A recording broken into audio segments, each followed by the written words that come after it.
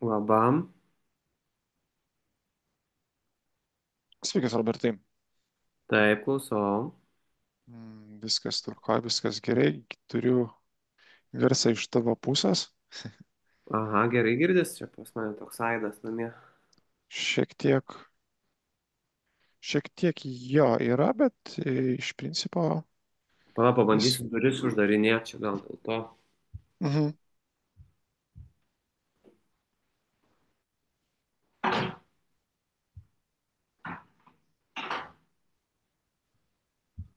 Turėtų būti geriau, manau. Jo, fantastika. Tikrai geriau žinau. Mhm. Viskas tvarkoja. Kaip su kamera pas tave? O, gerai, žinok, man atrodo. Gali spustelt, nes kol kas tai nuotrauką tavo matau tik tai. Jo. Mhm. Viskas Gerai. ok. Viskas ok. Ką, daug žmonių prisirinko? Taip. Truputį šitaip.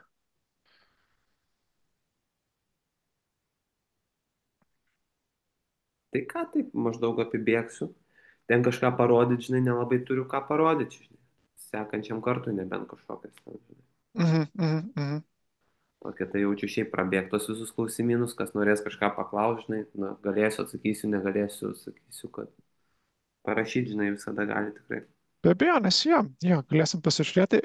Iš savo pusės gal aš įsijungsiu MetaTraderį, ar tu norėtum galbūt kažką irgi iš savo pusės pasidalinti? O, kad žinau, gal ne, tu įsijung, gal, Mhm, kad, mhm, žinai, tipo, kuo paprasčiau, čia pas mane niek, žinai, čia nu, senai bebuvę kažkas, tai ten iš tokių mhm. pusių, žinai. Tai gerai, viskas tvarkoja, tai maždaug pridėsim už 8 minučių, 9, Mhm. bet truputį kamerą pasireguliuosiu, tai žiūriu kažkaip labai į viršų nuvažiavo. Mano gerai, va, ne? Ne, pas mane Ai, labai kažkaip mhm. stipriai iš viršaus, bet šiek tiek pasireguliuos, viskas tvarkoja. Mhm. Kiek žmonių susirinko? O dabar turim prisijungusius 26. O, tai kažkas yra. Manau, kad turėsim truputį daugiau tų dalyvių. Šiek tiek daugiau prisijungs.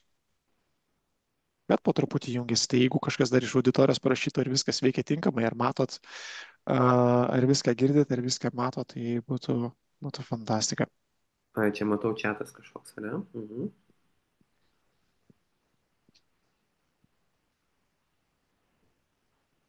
Nu, kaip ir viskas tvarko, viską mato, viską girdi. Liuks.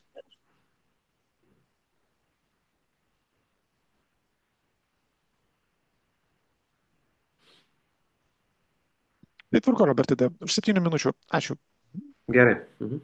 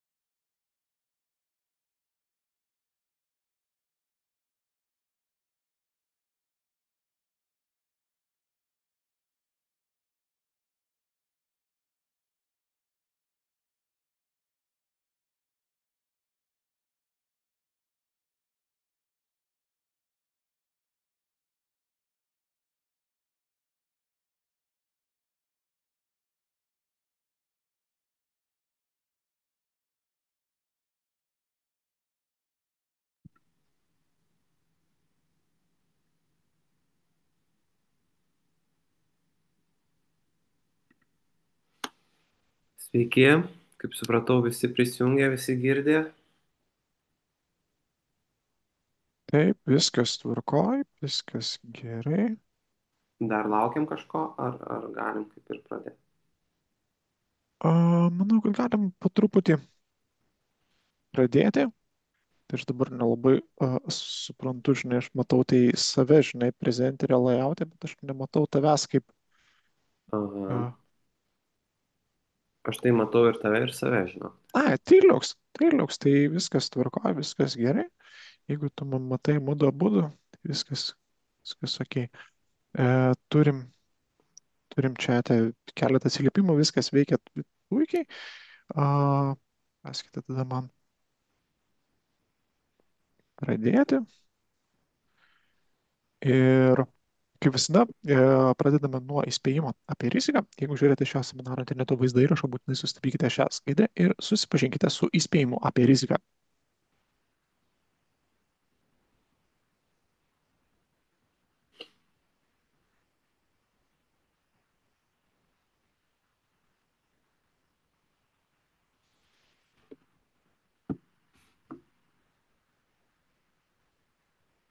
Mm, Tai galime tęsti.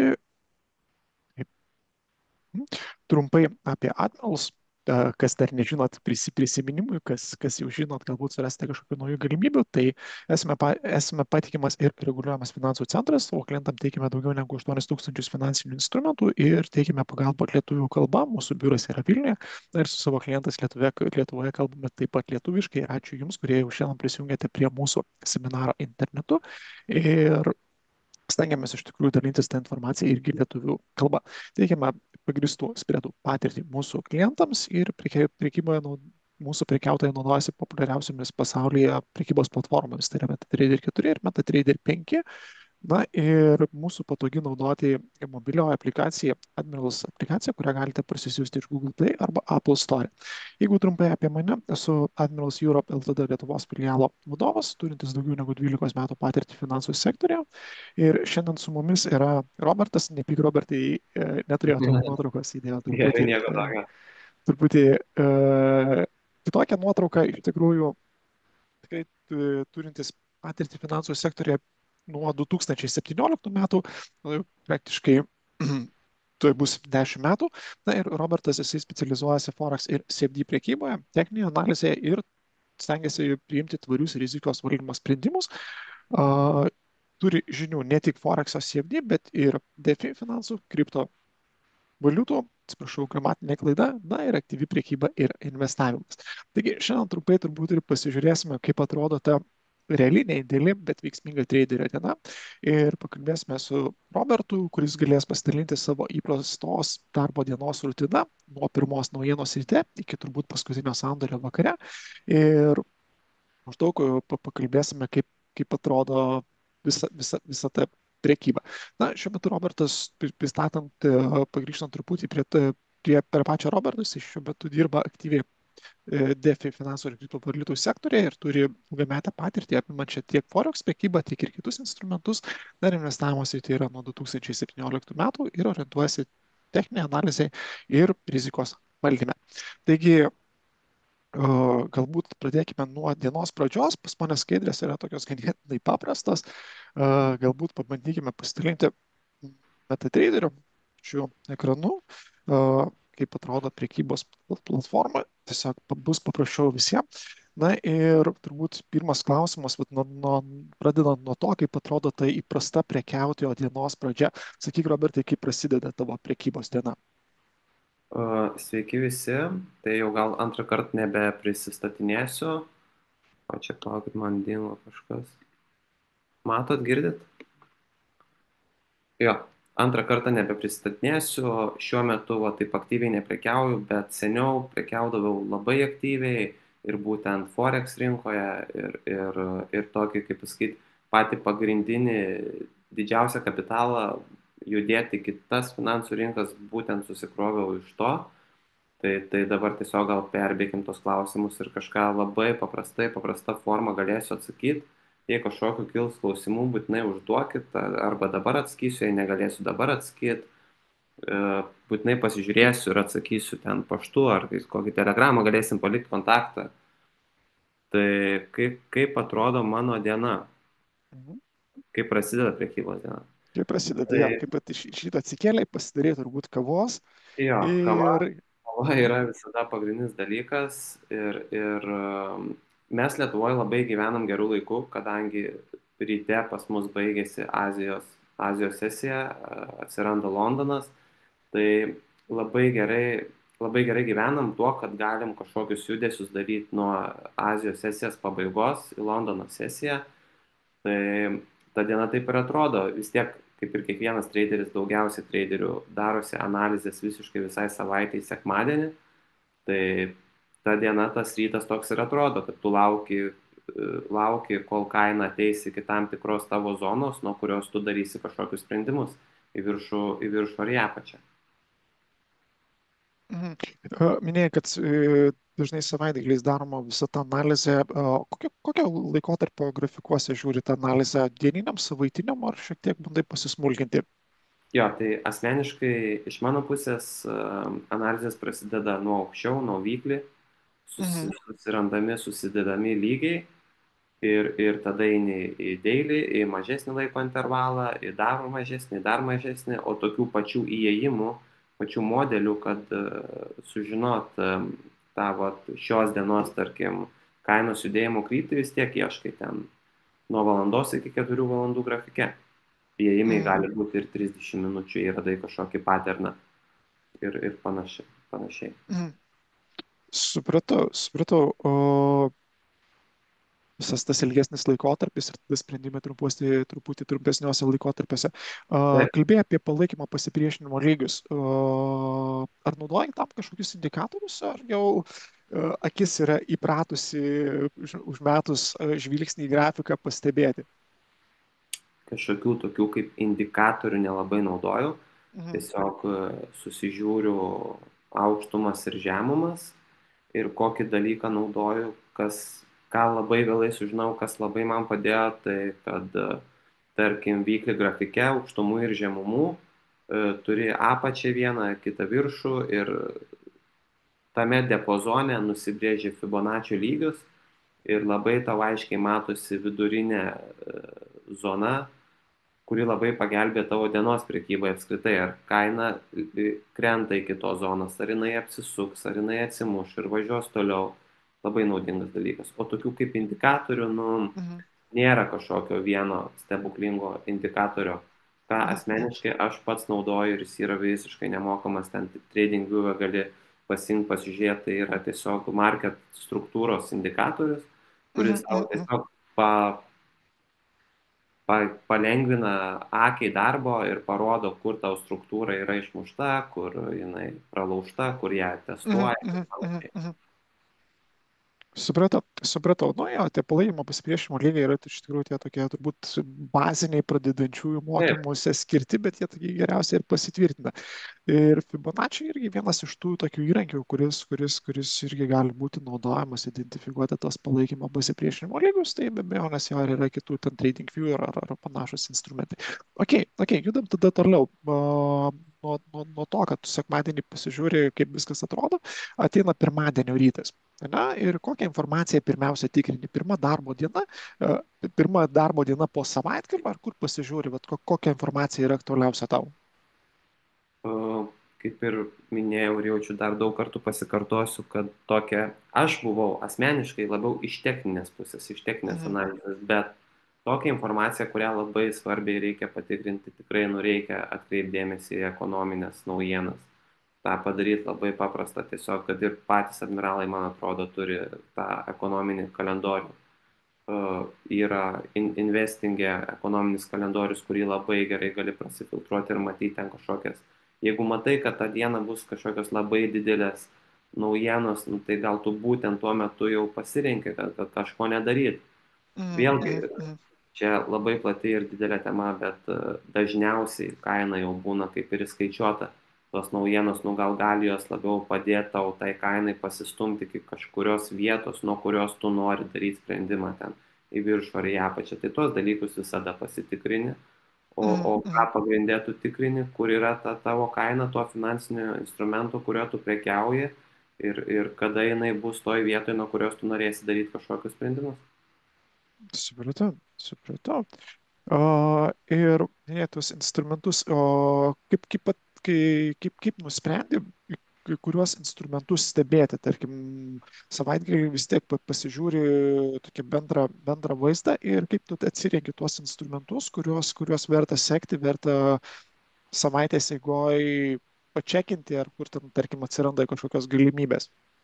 Jo, tai čia vėl toks gal iš tikrųjų yra individualus dalykas, kur žmogus kaip traderis, kaip psichologiškai, kuriuose porose jis yra geresnis. Man asmeniškai visada ienos buvo tas dalykas, kur kuo aiškiau judės, jeigu judės gerai ir panašiai, bet reziume tu vis tiek darai analizės visų pagrindinių porų Mhm, ir tiesiog atsirenki tas, kurios yra prie tam tikrų vietų, prie didelių lygių, kur, tarkim, istorija pasikartojo, ar ten esi kažkokiam kanale, nuo kurio viršaus nori pardavinėti, ar nuo pačios nori pirkti, tai labiau tada skiri dėmesį tom, kurios jau yra kuo arčiau kažkurios zonos, nuo kurios tu kažką mhm, darysi, mhm, negu mhm, tom, kurios dar, tarkim, yra tik pusiaukelėje ar bus kažkada čia už savaitės, už dviejų. Tai tokias mhm, labiau mhm. nežiūri į tokias artimesnės tau. Supratau, supratau. Viskas aišku, truputį pagrįžtant prie ekonomikos naujienų kalendoriaus, tai yra Research Terminal, kurį galima parsisiųsti iš dashboardo, iš buvusio prekiautojo kabineto. Na ir čia visa ta informacija jinai yra pateikiama, kas yra patogu ekonomikos naujienų kalendorijoje, kad būtent šitas MetaTrader yra instaliuotas pačiame MetaTrader, nereikia niekur ladžioti atskirus grafikus. Dar galim pasižiūrėti istorinius įvykius. Šią praeitą savaitę turėjom Fedo palūkanų normų keitimą, tai tikrai patogus įrankis pasižiūrėti, kaip atrodė ankstesni visi skaičiai ir viskas buvo taip kažkaip ganėtinai patogu. Ir Robertai, matau klausimą čia dėl FIBO savaitiniam grafike. Ar teisingai suprantu, kad nuo praeitos savaitės atidarimo iki savaitės uždarimo ar kažkaip kitaip naudoja Fibonacci, nes kažkaip truputį gal galėtum dirstelti į grafiką ir tada kažkaip pakomentuoti. Ta. Ką turėjau omeny, sakydama šitą, tai čia tiesiog vienas iš labai daug punktų, kad, tarkim, e, savaitiniam grafike, kažkokiam finansiniam instrumente nusipieši lygį, kuris yra palaikymo ir pasipriešinimo. Mhm, Ir tada eini į daily grafiką ir nuo to pasipriešinimo dedi Fibonacci iki palaikymo ir per vidurį tau kažkur gausis ta zona, kurioje tikriausiai galimai bus daugiau likvidumo ir nuo tos vietos darysi sprendimus. Bet vėlgi čia nėra taip, kad tu visur tą padarysi ir tau visur taip rodys. Bet eini mhm, per kiekvieną instrumentą, pasidarėjai, o žiūrėk, čia atitinka, gal tau iš 10 kartų tik 3 kartai atitiks, bet dar čia tiesiog toks kaip vienas papildomas kažkoks confirmationas tavo tai visai priekybos sistemai, pagal kurią tu prekiauji. mhm, mhm. Supratau, supratau. Tiesiog tikiuosi atsakymą jūsų klausimą. Jeigu nepilnai atsakymą ar norėtumėte daugiau sužinoti, tai po seminaro pabaigoje matysit mūsų kontaktus. Tikrai brūkštelkite ar tai elektroniniu paštu, ar pasukite rytoj telefonu į biurą ir tada galėsim pakomentuoti truputį daugiau. Tuoj truputį ne tą mygtuką paspaudėm. Atsiprašau, vieną sekundę. Tvarka. Toliau galbūt pereikim prie pasiruošimo ir kaip minėjai, daugiau analizuojasi savaitgalį, o tarkim, jeigu atsiranda kažkokių tai galimybių ar dienos eigoje, tarkim, kažką pakoreguoja, ar kiekvieną dieną šiek tiek daugiau pasižiūri į analizę, ar kaip ir nusistatyti savaitės tokius tikslus, maždaug ir tik tada pasižiūri, kas vyksta rinkose tą savaitę ir taip daugiau nelendi giliau, žinai, tą grafiką, kiekvieną dieną neperbražydamas to, kas jau yra padaryta. Ne, faktas, kad lendi į tą grafiką atgal ir kiekvieną dalyką žiūri ir darai. Toks aplamai iš tos pusės, kai tą darai kiekvieną dieną, tu vos ne atmintinai turi žinot ten, nežinau, prieš miegą žmonai, panelį ar kažkam turi pasakyti, jei tavęs paklaustų, ką veikia ten svaras Japonas, nu, tu turi atmintinai žinoti, kur jis Mhm, yra, mhm, kokioje vietoje, ką jis galbūt ruošiasi daryti, ką tu su juo planuoji daryti. Tai faktas, kad pasikoreguoji kažką, vis tiek atsirado kažkas gal ne pagal tave įvyko, išmušo kokią dėžę į viršų, į apačią, tu žiūri, arba, va, tarkim, kaip pavyzdys, kad ir va dabar čia matom tokią kaip ir dėžutę, ne, ją išmušo į apačią, tu lauki, kol ją testuos, ieškosi kažkur pardavimų, bet va, neįvyko pagal tave, grįžo, išvarė į viršų, paskui viršų išmušo ir va čia mhm, tam mhm, grafikė labai puikiai, labai gražus pavyzdys, kad grįžo ją testuot, suformavo japonišką žvakių ten modelį, ten barą ir nuo tos vietos išvažiavo į viršų. mhm, Tai mhm. faktas, kad koreguojas tokius dalykus. Toks, tai taip nėra, kad čia toks kaip darbas, kad tu prisėdi ir būtinai tą turi daryti. Tiesiog, nu, kaip pradedi tą daryti toks, kaip gaunasi, kaip ir tavo toks, nu, kaip lifestyle'as ir tu visada Bet tame. nuoseklumas toksai atsiranda, jo, Taip, žiūri, kaip viskas dėliojasi ir seki visą tai, kas vyksta. Jo, jo, labai, labai geras pavyzdys, kad tu turi gebėti papasakoti, žinai, kažkam, taip. kas dabar vyksta, visada jausti tą rinkos pulsą, kaip viskas veikia. Okay, jeigu kalbant dar apie įrankius, minėjom apie vieną iš indikatorių, apie Fibonacci, nu, yra tas toksai klasikinis, ar ne? Galbūt dar kažkokius indikatorius ar įrankius pats naudoja arba laikai svarbiais. Tokių, vat, kaip įrankių indikatorių kažkokių nelabai. Buvau paminėjęs tą vieną indikatorių, dar dabar, kaip šiek tiek rinkos vis tiek yra pasikeitusios. Mačiau, neblogas buvo tiesiog liquidity zonų indikatoriai, kur gali Mhm, mhm, kažkoks daryti gal staigesnius sprendimus, jeigu mažesniuose grafikuose prekiauja. Tai taip slankiai vidurkiai, ten 21,7 naudodavau labai. Bet, nu, toks mhm, vėlgi mhm, čia yra tiesiog priedas prie tavo sistemos, toks atskiras confirmationas kažkoks, kuris tau padės gal turbūt apsispręsti arba bus, kad jis netitiks ir tu nedarysi tos pozicijos, neįsi tą poziciją. mhm. Toks kaip papildomas patvirtinimo Jo, signalas tiek iš toks tos gaunasi. pusės. Taip, Mhm, taip. mhm. Supratau, supratau. Tai viskas, aišku, nu, movingai jo, jie yra tokie turbūt Bet patys, jie vėluoja, jie vėluoja.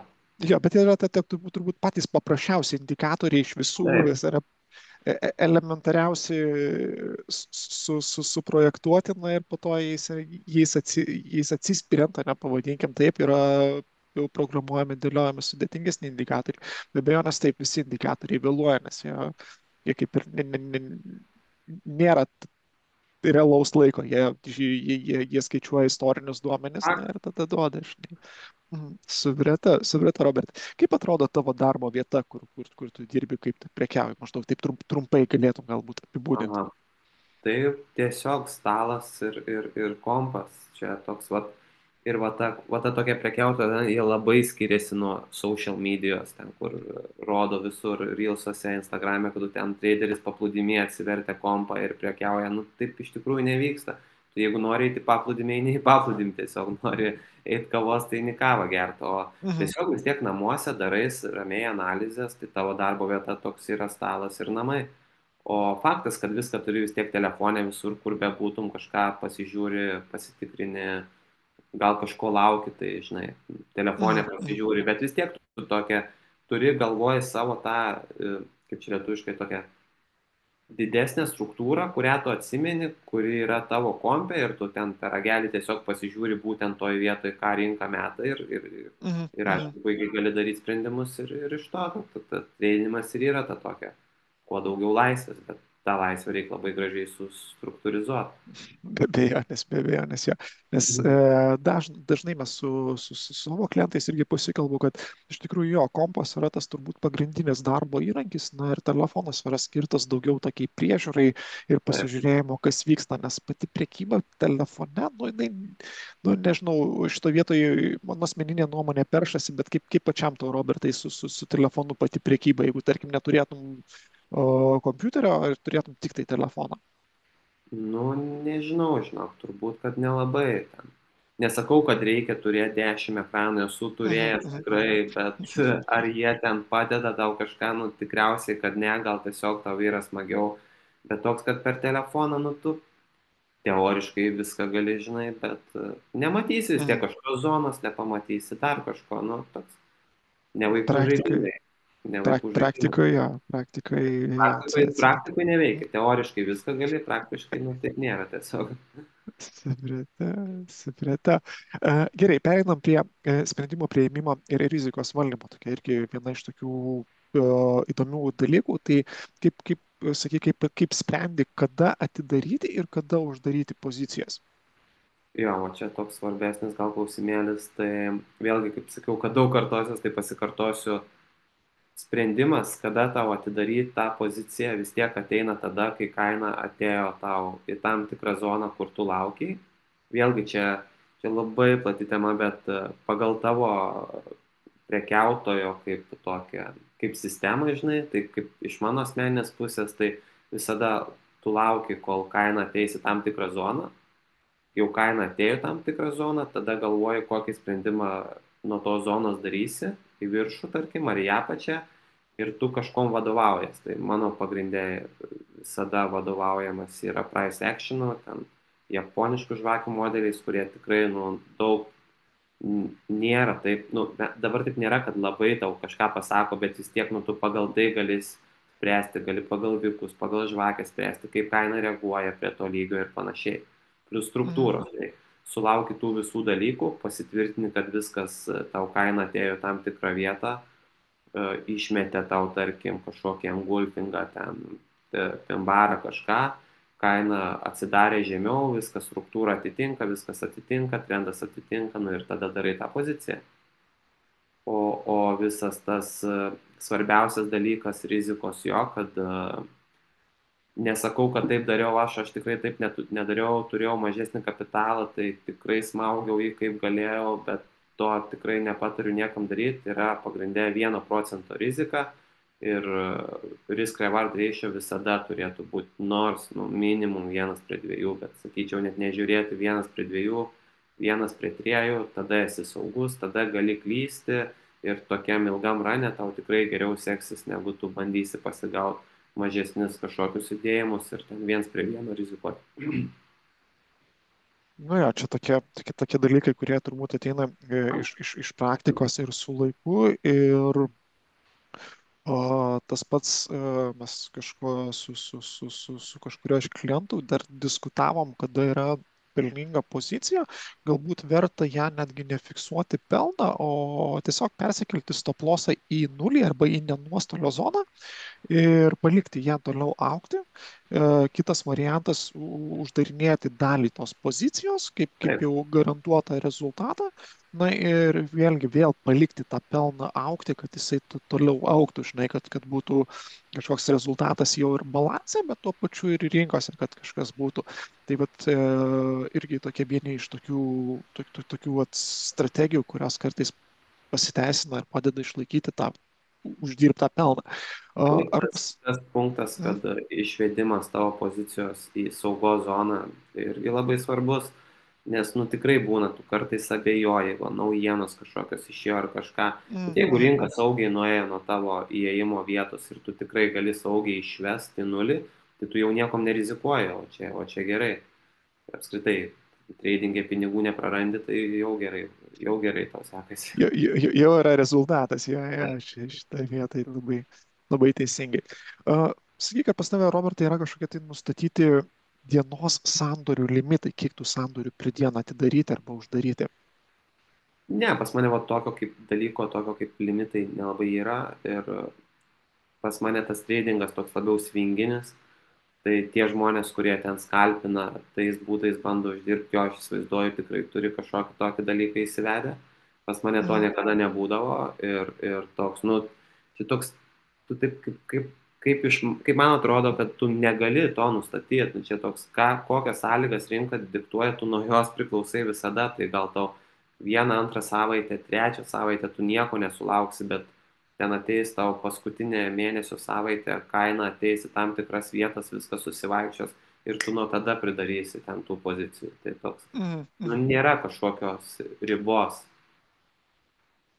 taip Jo, čia pavadinti. su agresyvesnė prekyba, jo, tas Taip, overtrading, taip, overtradimas vadinamas, jo, jisai atsiranda, kada yra stengiamasi per daug tų sandorių atidaryti ir nu, ir tada atsiranda tas labai stiprus nuovargis, tiesiog, gal taip. iš to persistengimo. Taip, nes Uh, irgi, nu, tu nenugalėsi to dalyko, tau persistengt, nu, tai toks, žinai, turi, čia su rinka turi eiti, o tikrai ne prieš rinką bandyti kažką čia mm, uždirbinėti mm. kuo daugiau orderių. Negali taip nusistatyti, kad, o šiandien turiu padaryti 10 orderių būtinai. Taip negali, taip neveikia. Be abejonės, be abejonės.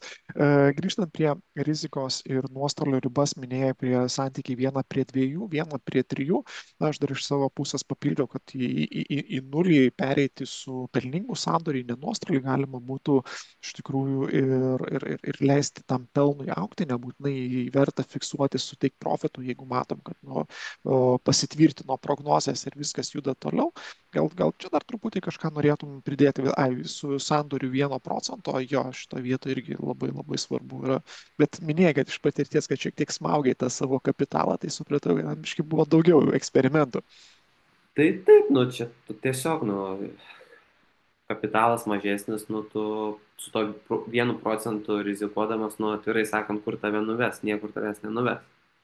Tai pasispaudi, bet vėlgi čia ten ir mačiau ir toliau atsakant į klausimą, ten kokia baisiausia diena.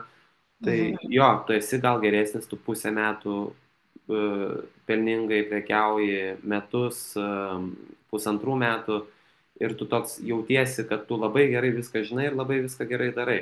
Ir mhm, va tada tą riziką pakeli ir ten, tarkim, va, atėjo nauji metai, pirmus 2 mėnesius tu viską nubraukiai, ką uždirbai per praėjusius metus, tai va taip geriau nedaryti ir tos rizikos nekelti, nes toks, mhm, jo, gali pasisekti, bet ar pasiseks, greičiausiai ne, tai geriau stabiliai, po truputį, geriau dabar pilna visokių, kur tau gauti kapitalą ir panašiai, seniau taip nebūdavo, dabar tikrai lengvesni laikai, tai tik su aiškiu ir gražiu rizikos valdymu, nu, rizikuokit 2%, 3%, bet tikrai mhm, mhm. ne Super. 20, ne 30. Ja, ne all-inų, ja, šitą vietą, ja, labai atsargiai. Ok, perinam prie kito tokio įdomaus dalyko, tai yra reakcija į rinkos įvykius. Ar yra buvę tokių dalykų, kad teko pakeisti prekybos planą, prekybos kažkokius tai sistemos elementus po kažkokių labai stiprių ir netikėtų naujienų? Nu, taip iš mano pusės atsakyčiau, kad nelabai, nes jeigu jau tu turi kažkokią poziciją ir kažkas įvyko, tai tu tikriausiai jau kaip ir nieko nepakeisi ir gal protinga nieko nekeisti, pasėmė tą stop loss ir viskas, o ten kažką pradėk pirkaliuoti daryti, nu, tikrai taip nereikia daryti, bet iš kitos pusės, kaip kitaip gali atsakyti tą klausimą. Tai kaip ir minėjau, kad kaina, tarkim, yra tarp kažkokių dviejų lygių ir tu, tarkim, lauki, kad kaina pasieks pasipriešinimo lygį ir nuo to lygio tu norėsi pardavinėti, bet taip va netikėtai išėjo kažkokios naujienos ir kaina nuvarė į apačią, bet žiūri, kad jinai yra prie stipraus ten palaikymo lygio kažkokio ir Mhm, gal mhm, tada gali pagalvoti, gal tu turi galimybę dar pasipirkti, susipirkti visą tą pagal tą savo analizę, kol tau ateis į viršų ir nuo tada dar ten nusišortinti. Tai mhm, mhm, nebent iš tos pusės gali keisti tą tokį. Bet jeigu jau turi kažkokią poziciją, tam ir yra risk reward ratio ir visas rizikos dalykas, kapitalo, tam jis ir yra, kad, nu, nutiko tau ta nelaimė su stop lossu, tai nutiko ir nieko čia tokio, nes bus kita diena ir tu saugiai tą darai, nes tu rizikuoji mažų procentų ir tau risk reward ratio yra geras. Ir jokia čia bėda, tai va tokio kažkokio jau geriau gal palikti ir nieko nebekeisti, nes po mhm. to dar prisidarysi daugiau bėdų. Tokių jo, nes tie susivyravimai kartais būna nelaukti ir turbūt, jeigu dabar paimti tą 25 metų tą aktualią, kad tie svyravimai atsirado rinkose galbūt kaip reakcija į Junktinių Amerikos valstijų prezidento Donaldo Trumpo pasisakymus socialiniam tinkle, kada rinkos irgi pradėjo sekti ir reaguoti ir praktiškai ir prekiautojai pradėjo sekti ir tas sviravimas, jisai kaip ir nieko labai nepagristas žiūrint iš ekonominės pusės, bet tokie gandai naujienos, kas irgi įnešė to tokio kintamumo. Tai taip ir volatilumo įnešė daug labai. Mm. Mhm. Supratau. Kalbant apie prekybos psichologiją, turbūt čia vienas iš tų kertinių momentų, kada mes jau turim ir prekybos strategiją, žinom, kaip analizuoti, žinom, kaip prekiauti, bet atsiranda realioj sąskaitoj su realiais pinigais prekybos psichologija. Ir kaip tu pats tvarkaisi su emocija po nuostolių arba pelno? Nu jo, čia toks emocijos labai svarbus dalykas tradingė. Ir jas turi tiesiog ištrint. Nežinau, kaip kiekvienas turi savo būdą, jas turi ištrint, nes kiek ir aš, ir esu prekiavęs ir kitų žmonių pinigais, ir ten fondus turėję ir panašiai, tai Mhm, nu, tokių emocijų nu, negali būti. Tu negali labai džiaugtis, kad tu uždirbai kažką, nu kaip negali, automatiškai tu džiaugiesi, bet taip pat nesinori liūdėti, jei tau nesisekė, žinai, tai gyvenimas nuo to nesibaigia. Tai tokias tu tiesiog kiekvienas, manau, žmogus atras ir čia 100% kiekvienam savaime taip gausis, kad padalyvavus daugiau metų finansų rinkose, apskritai tos visos emocijos tau kažkaip išsilygina ir labai realiam gyvenime tai jaučiasi, kad tu tiesiog tampi mažiau emocionalus žmogus, bet čia nėra kažkoks minusas, man tai kaip tik atrodo čia pliusas. mhm, mhm. Tai emocijos labai svarbu. Aišku, smagu ir būti tokiu excited, kai labai jaudina visas tas reikalas. Bet iš patirties tų emocijų geriau neturėti. Tai turbūt irgi, ja, kaip minėjai, su laiku ir kaip galima daugiau ta automatizuota paskaičiuota grąža ir paskaičiuoti galimi nuostoliai ir galimi pelnai, nes irgi mačiau vienas iš klausimų buvo, kodėl sakoma, kad tik 1% iš traderių yra sėkmingi, tai vienas iš tų atsakymų variantų yra tai, kad jeigu pirmas sandoris ryte yra pelningas, antras sandoris ryte yra pelningas ir jeigu trečias sandoris iš ryto yra pelningas, tai ketvirtas turbūt irgi turi būti nepelningas sandoris. Nu, dėja, Taip, jisai nuneša visiškai viską, nes tiesiog iš euforijos, iš tokio emocijų gali būti labai daug didelio nuostolio. Tai ne tik priekybos sistema, bet ir prekiautojo psichologija ir įtampos tas suvaldymas yra kritiškai svarbus, pavadinkim taip. taip, labai svarbus dalykas. Bet kaip ir visur, nu, tai kiekvienam darbė, žinai, tas visas psichologija ir emocijos svarbios. Mhm. Supratau. Ką pats Robertai darai, jeigu diena eina ne taip, kaip planuota, ne pagal planą? Nelabai kažką jau ir padarysi, jeigu jau ne pagal planą, bet tiesiog gal pasikoreguoji kažką, nu, gal galvoji, kad bus taip, nutiko ne visiškai ne pagal tavo planą, laukiai, kad kaina ten ateis, užžiek visiškai į kitą pusę nuvažiavo. Nu tai Mhm. peržiūri, perdarai, žinai, čia nėra kažkokios didelios, kad ten va, tavo kalties, kad čia ne pagal planą, tiesiog rinka taip diktuoja, nutiko tokių dalykų, gal kažką prižiūrėjai, kažko nepamatėjai. Mhm. Tai tiesiog koreguojas dalykus ir viskas, žinai, lauki kitų progų ir tiek, nes va rinkai va taip yra, kiekvieną dieną tau visada atneš kažkokią progą, kur galėsi išsitaisyti tą savo klaidą arba ne, arba dar į kitą pusę prisidirbti. Bet esmė, Arba. sakau, Mhm. pagrindiniai dalykai visada rizikos valdymas, risk reward ratio ir, nu, kad pinigų neprarasi pabuvęs kažkiek metų rinkoje, nu, tai tikrai. Mhm. Supratau. Kartais pati priekyba net reikalauja iš tikrųjų koncentracijos ir gal gali pasidalinti savo būdais, kaip tu vat, išlaikai tą koncentraciją į priekybą, į visą tai, kas vyksta, į tuos įvykius rinkose, vat, kas tave kaip ir sutelkia tavo dėmesį, kas tau padeda susitelkti į priekybą ir į analizę. Tiesiog gal toks yra vidinis drivas, nu, kur nori, kad pavyktų dalykai, toks ir būni koncentruotas, gyveni to, vis tiek žiūri naujienas visokias, domies finansais, dideliais finansais. Ir visos šiaip šalutinės priemonės, kofeinas, kava, traderių dalykas visur per dieną eini, kur prisėdi ten tą kavą geri. Tikrai duoda tą tokį. Mhm, mhm, Tai čia kiekvienas žmogus, manau, susiras arba jau yra susiradęs būdą, kas jam didina koncentraciją. Tai tiesiog paprasčiausi dalykai, kuriuos kiekvienas gali turėti. supratau. Ir pereinant prie jau tos dienos pabaigos, ar ne, jau artėjant vakarui ar atėjus vakarui, bet kaip pats užbaigi prekybos dieną? ten mačiau dar klausimėlėje buvo, kad su konspektavimu jo, tai Jo, va, ar jo, darai labai sandorio norėčiau, analizę, ar pasirašai kažkokias jo, pastabas. Mhm. labai norėčiau tą paminėti, kad labai svarbus dalykas, nu, nežinau, gal ne kiekvienam, bet asmeniškai man, kas padėjo labai išjudėti iš tokio mirties taško, kad tiesiog fiziškai tu turėk pasiėmęs tą tušinuką, popieriuką ir susirašai, kodėl eini į tą treidą, dėl ko aš tai padariau, kodėl, kokių patvirtinimų sulaukiau ir panašiai. Ir tada tu labai turi aiškiai užsidokumentavęs, ką tu darei ir dėl ko. Ir jeigu tau viskas pasisekė, pavyko, viskas gerai, tu vėl gali tom vadovautis ir persižiūri. Jeigu ne, tu labai aiškiai matai klaidas. Mhm. Po nesulaukiau to pasirodo, žiūrėk, čia to neužsirašiau, to nepadariau, nes tik iš tokių savų klaidų ir pasimokysim, jo, labai gerai yra mokytis iš svetimų klaidų, bet nu, tu vis tiek nepasimokai iš jų. Tu pasimokai tada, kai pats tiesiog padarai, tada jau pasimokai. Tai toks tikrai dalykas, o dienos pabaigoje apsikonspektavimas, ką tu padarėjai. Ir tada vėlgi tu kitą dieną atėjęs, tu vėl labai aišku planą turi, nes tu atsivertęs tą puslapį, tu matai, ką tu vakar darėjai.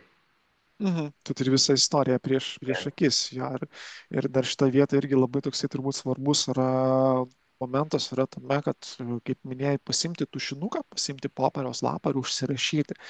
Nes kartais tas rašymas kompe gali būti alternatyva, bet popierius yra popierius. Mes turbūt įpratę nuo Popierius yra mokyklos, popierius.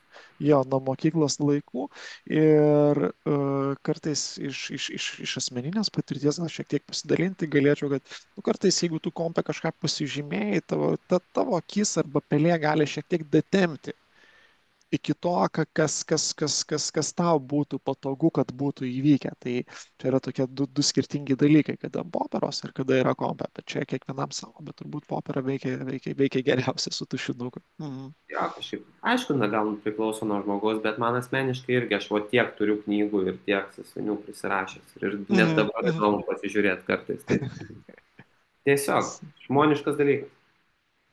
Mhm. Supratau, supratau. Ir jeigu taip imant tą dienos pabaigą, bet imant dienos tą pabaigą, kaip elgtumėsi ir kaip elgdavaisi, jeigu dar rinka būdavo aktyvi ganėtinai vėlai, tarkim, paimkim nuo 22, 23 valandos, bet kaip ir jau ta planuota darbo diena, planuota prekybos diena jau yra pabaigta, ar pas tave nebūdavo tokio galo. Um, nu, kaipgi čia pasakius, ko dar labai lauki dėl tos dienos pabaigos, gal tu lauki, žinai, kaip tau užsidarys dienos žvakė. Mhm, Nes mhm, gal tu norėsi kažkokią daryti poziciją, tarkim, nuo kažkokio lygio ir tau yra tikrai labai svarbu, kaip tau užsidarys ta žvakė. Nes ten, tarkim, užsidaro ar ne 12 valandą, tai tu 11 jau nori eiti kažkur ar miegoti ir toks galvoji, nu, čia tikrai, manau, taip užsidarys, tai tiesiog užkabinsiu kažkokį orderį ir paliksiu. Ir rezume, per tą valandą tiek gal įvyko, tiek gavosi, kad ta žvakė visiškai netokia, kokią tu norėjai ir ko tu laukiai, bet vis mhm, tiek jau mhm. užkabino tą tavo orderį ar kažką ir žiūrėk, jau nesigaus taip, kaip tu norėjai. Tai toks. Realiai tai pratesi tą dieną tiesiog, palauki. Supratau, supratau. Ir tokia dabar keletas dar tų iš asmeninės tokios patirties, truputį užsiminiai pačioj pradžioje, tai vienas jo iš klausimų, tai yra, gal gali papasakoti apie blogiausią savo prekybos dieną, na ir iš tos blogiausios dienos, kokias tu pamokas išmokai ir kas buvo svarbiausia. Taip tokios, kad dienos nežinau, bet jo yra buvusi blogų labai savaičių. Tai ir visi tie dalykai nutinka blogi tada, kai neseki savo viso plano ir ypač nevaldai visokių rizikų ir panašiai, nes jau kaip ir minėjau, nu, tu gerai varai metus, du, tau, nu, automatiškai kažkoks ego atsiranda dalykas, kad tu visada būsi teisus, visada, žinai, pataikysi. O čia prekiauju ten, žinai, su 5 lotais, tai ką man su 5, gal aš dabar 10 atidarysiu. Ir vis tiek nueis ta vieta. Tai jo, tokių klaidų ir ne vieną esu pridaręs ir daug kartų kartojęs jų. Tai tokių dalykų tikrai nereikia daryti, nes tiesiog seki tą savo planą, savo riziką ir rezume vis tiek geriau gyvensi, negu bandysi dabar kuo greičiau, kuo didesnę sumą uždirbti ir dar pabandyti ant kažkokio volatilumo. Tradingas toks dalykas, 9 procentų tradimo sudaro laukimas, o tą reikia labai aiškiai žinoti, kad tu tiesiog lauki ir žiūri, kur tau ateis kaina ir tu tik tada darysi kažkokį sprendimą. Mm. Supratau, jo, nes kitaip rizikos yra labai didelės, bet kartais tas adrenalino poreikis žmogui irgi gali kišti koją. Ir čia vėlgi atsakant į tą klausimą, kodėl sakoma, kad tik tai 1% traderių yra sėkmingi, tai vėlgi, kaip Robertas ir minėjo, po kelių iš eilės metų einančių, jau tu jautiesi patyręs, jau tu esi kaip ir pažengęs tas prekiautojas ir tu jau pradedi didinti savo prekybos apimtis. Kartais jos būna neadekvačiai didelis, tiesiog dėl gal kartais per didelio pasitikėjimo, kuris atsiranda. Taip, būtent. Mhm. Supratau, Robertai. Ir tada paskutinis klausimas iš mano pusės būtų, koks būtų tas vienas patarimas, kurį norėtum, kad būtum gavęs pačioje prekiautojo traderio kelio pradžioje.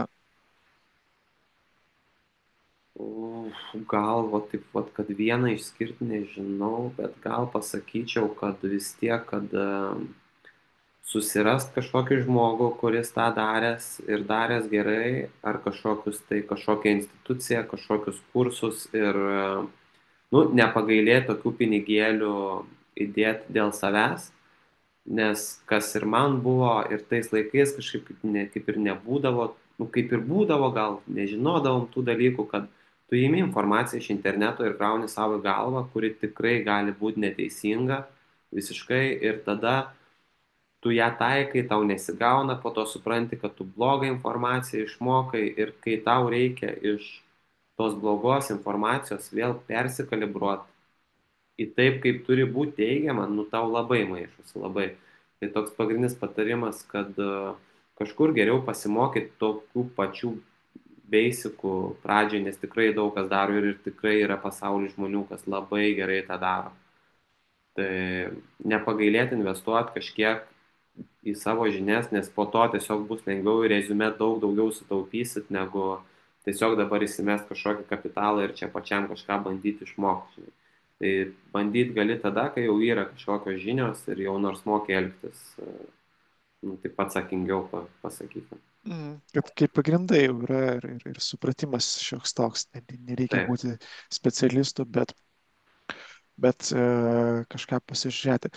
Matau keletą klausimų ir klausimas yra, ar naudoji AI savo prekyboje, ar teko pasinaudoti kažkokiais tai dabartiniais šiuolaikiniais įrankiais. Ne, aš taip nenaudoju ir nelabai naudodavau, dar seniau nelabai būdavo, bet Mhm. esu bandęs žiūrėti, kaip analizuoja. Tai nesakyčiau, kad blogai. Aišku, reikėtų labiau gal pasižiūrėti, nes tikrai, manau, yra daug prikurtų AI-aus toolsų tradingui.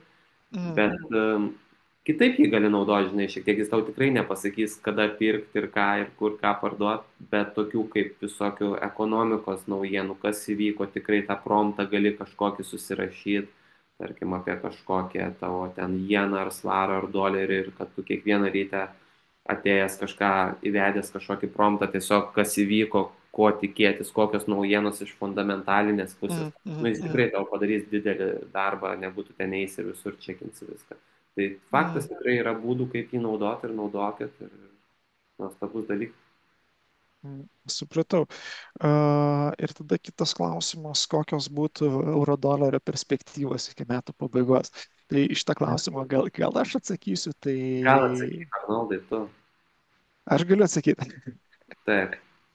į, į euro dolerį. Nu, perspektyvos kokios, žiūrint iš fundamentinės analizės pusės, labai paprastai, aš jau šiandien sakiau, kad praėjusią savaitę vyko FED posėdis ir buvo sumažintos palūkanų normos Junktinėse Amerikos valstijose. Iki metų pabaigos dar rinkos laukia palūkanų mažinimo iš Junktinių Amerikos valstijų. Eurozonoje buvo pasakyta labai aiškiai, šiais metais palūkanos nebus mažinamas. Tai iš fundamentinės pusės tokios naujienos daug įneša kintamumo, volutilumo Trumpo pasisakymai. Na ir kur kaina jinai pajudės iki metų pabaigos, tikrai niekas nežino, bet aukštumos 1,18, kurios dabar yra su euro doleriu, paskutinį kartą buvo 2021 metais. Tai vėlgi grįžta prie kažkokių aukštumų, kas bus toliau, na, laikas turbūt parodys. Jo, realiai niekas nežino tokių, Mhm. gali prognozuoti, bet tau kaip traderiui tau ir žinot nereikia, tau tiesiog reikia kažkokioj vietoje įlysti kažkokį tarpuką ir iš tos kainos skirtumo užsidirbti. Ir O to ten tarpuko čia, nedidelio. nu, o čia kas bus tada, tada ar tada, kai bus, tai bus, pamatysi.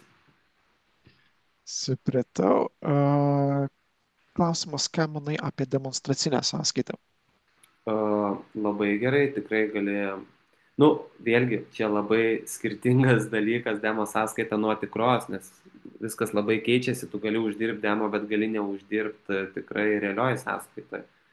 Bet tai išmok dalykus, pažiūrėti, kaip veikia, tai būtinai 100% vis tiek, kai uždirbsi demo, tada eikit į tikrą sąskaitą, bet labai skiriasi tie dalykai, nes nu, tu tiesiog čia atsiranda psichologija žmogaus priekybos ir tu demo sąskaitai, tu niekada nesuabejoji, ar tau kažką pirkti ar parduoti.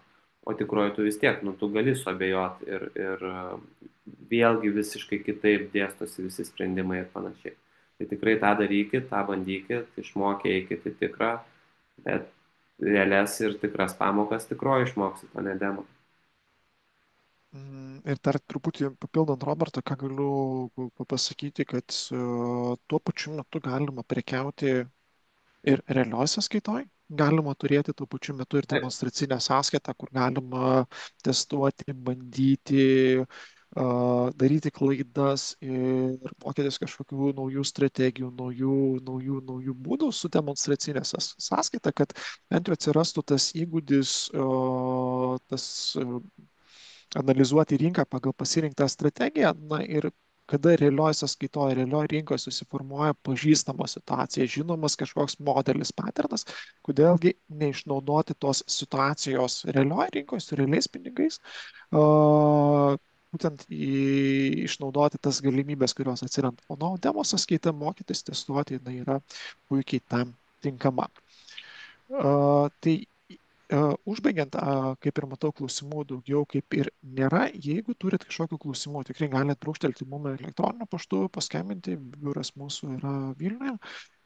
Padėkosiu Robertui. Jeigu norite kažkokių klausimų užduoti konkrečiai Robertui, irgi parašykit mums su pavadinimu tema, kad klausimas Robertui, aš jam perduosiu šitos klausimus ir tikiuosi tikrai jisai atsakys.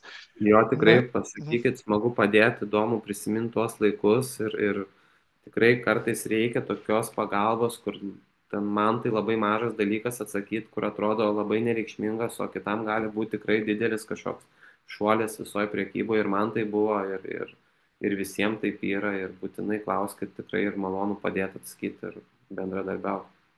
Fantastika. Ačiū tau, Robertai. Ačiū jums, kurie buvote prisijungę. Ir šio webinaro vaizdo įrašą aš tikrai būtinai pasidalinsiu su dalyviais ir su tais, kurie užsiregistravo. Na ir jeigu nori daugiau sužinoti apie Roberto naudotą prekybos strategiją, irgi kokit, jeigu rašysit kažkokį klausimą ar norėtume daugiau su Robertu pakalbėti, kaip jis prekiauja, kokią jis prekybos sistemą naudoja, mes galėtume su juo suderinti ir antrą seminarą internetu, tada jis jau daugiau iš savo pusės parodytų su MetaTraderiu, su jo nustatymais ir grafikų analizė, kaip jisai analizuoja rinkas, kaip priema sprendimus. Tai jeigu manot, kad būtų reikalingas tokio lygio seminaras, tai irgi būkštelkit mums elektroniniu paštu. Čia, ačiū, matau, kad yra atsiliepimai elektroniniu paštu. Aha, Parašykite. pažiūrėjau. Tai gerai padarysim. Tvarka. Gerai, Robertai, tai prisižadėjai, tai padarys. Smagu. Ja. Gerai. Ačiū Jums, ačiū, kurie dalyvavot, ačiū tau, Robertai, ir baigiant seminarą internetu, įprastas įspėjimas apie riziką. Ačiū, Robertai, iki malonaus. Iki.